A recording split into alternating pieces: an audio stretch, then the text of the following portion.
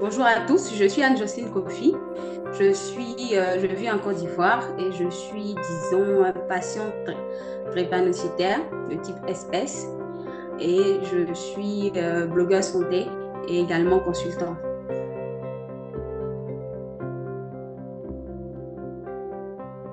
Donc, disons que les grands défis aujourd'hui restent l'accès aux traitements parce que les traitements coûtent cher, les médicaments coûtent cher et lorsqu'un drépanocytaire est hospitalisé, c'est vraiment toute la famille qui est en train de courir, disons, dans tous les sens.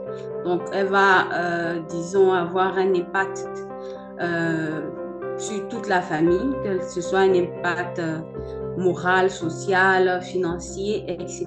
Donc, l'accès aux soins équitables.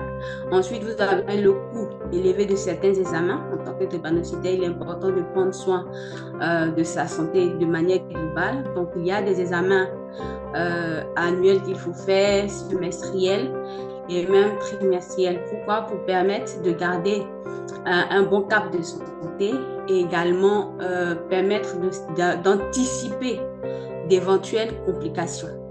Alors, il faut dire qu'ensuite, nous avons également le manque d'informations, disons, des formations adaptées aux patients. Parce que beaucoup de patients ignorent ce que c'est que la drépanocytose. Beaucoup de patients ne savent pas comment gérer la drépanocytose au quotidien et n'arrivent pas vraiment, lorsqu'il y a des crises vaso-occlusives, lorsqu'ils se retrouvent à l'hôpital, de discuter convenablement avec les médecins pour qu'ils aient un bon suivi et une bonne prise en charge. Donc aujourd'hui, mon conseil est de pouvoir rester ouvert vraiment aux recherches, non seulement aux recherches et aux innovations médicales, mais également de participer à la recherche. C'est vraiment important que ce soit de la recherche, disons, au niveau des traitements, que ce soit aussi au niveau de la recherche nutritionnelle, parce que c'est vraiment un point qui revient à chaque fois, parce que lorsque vous mangez mal, vous vous retrouvez malade. Donc voilà un peu ce que je pourrais dire.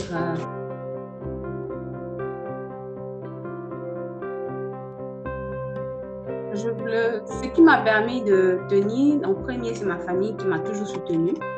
Ensuite, je dirais ma foi, parce qu'il faut dire que sans la foi, si vous êtes un patient drépanocytaire, vous risquez de sombrer vraiment dans la dépression. Donc, ma famille et ma foi, et surtout aussi la mission que je me suis assignée personnellement de pouvoir sensibiliser via ma plateforme DEPA 360. Donc, je crois vraiment que la drépanocytose peut se dompter, peut, disons, permettre,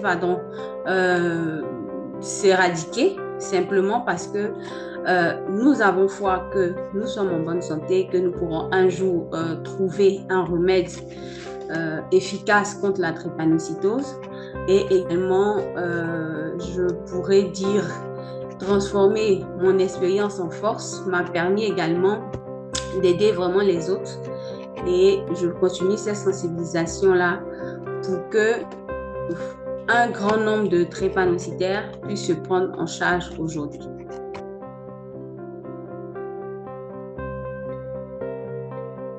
Tous ceux qui ne se sont pas encore dépistés, de faire leur électrophorèse pour savoir s'ils sont drépanocytaires ou pas. Ça permet d'éviter les mariages qui vont, comment dirais-je, mettre au monde des enfants malades. Pourquoi? Parce que la drépanocytose n'est pas facile à gérer. Elle impacte les familles sur tous les plans, que ce soit financier, que ce soit moral, que ce soit au niveau de la personne, au niveau psychologique, ça atteint le domaine de la personne. Donc, il est important de faire et de sensibiliser au test de l'électrophorèse pour connaître son statut. Deuxième conseil, je dirais à tous les drépanocytaires de faire attention à leur alimentation parce que l'alimentation est leur premier médicament avant le médicament qu'ils consomment après, disons, le traitement médical. Donc, un drépanocytaire qui se nourrit correctement, convenablement, va rester en bonne santé. Il faut s'hydrater correctement à tout moment. Également, il faut faire aussi de l'exercice, pas des exercices, je dirais, avec du sport de haut niveau, non, mais des petites marches, des étirements à la maison. Ça permet de détendre le corps et surtout d'apporter l'oxygène dont on a besoin pour permettre au sang de mieux circuler.